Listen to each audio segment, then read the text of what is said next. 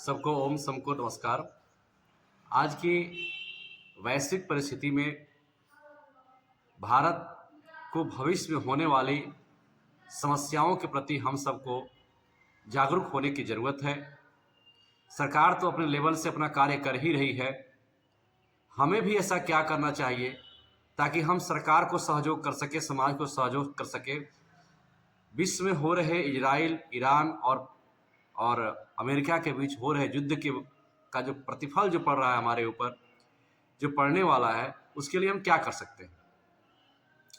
हम क्या करें कि अपने स्तर से ईंधन का बचत कैसे करें, अपने दैनिक जीवन में इसका प्रयोग हम लोग कम से कम करने का प्रयास करें।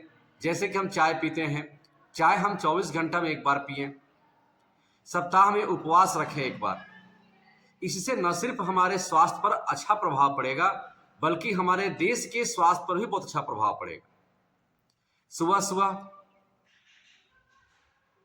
सुबह अल्पाहार में हम फल का प्रयोग कर सकते हैं, सस्ते फल का प्रयोग कर सकते हैं, अंकुरित अनाज का प्रयोग कर सकते हैं, दोपहर में फल का प्रयोग कर सकते हैं।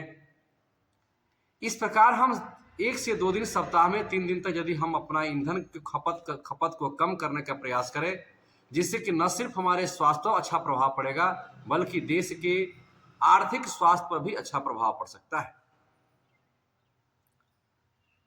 इसीलिए एक बार भगवान श्री राम को उनके गुरु जी ने कहा कि मान लो राम की कभी ऐसी विषम परिस्थिति आ जाए कि तुम्हें नंगा पांव चलना पड़े तो क्या करोगे? इसके लिए तुम्हें अभी से अभ्यास करना पड़ेगा। हम वैसे देश के नागरिक हैं जो विषम से विषम परिस्थिति में भी अपने आप को ढाल लेते हैं। देखिए, कोरोना काल में हमने प्राकृतिक चिकित्सा करके बहुत सारी बीमारियों का स्वयं ठीक कर लिया। उसी प्रकार हम नेचर पर आधारित व्यवस्था बनाने का प्रयास करें।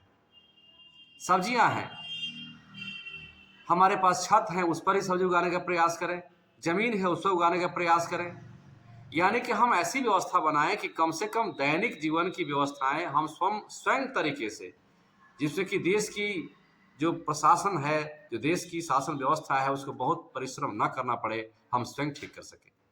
अतः इस वीडियो के माध्यम से हम सभी आम जनता को आह्वान करना चाहते हैं कि आने वाला भविष्य, जो समस्याएं आने वाली है, उससे निपटने के लिए अभी से हम तैयार हो जाएं।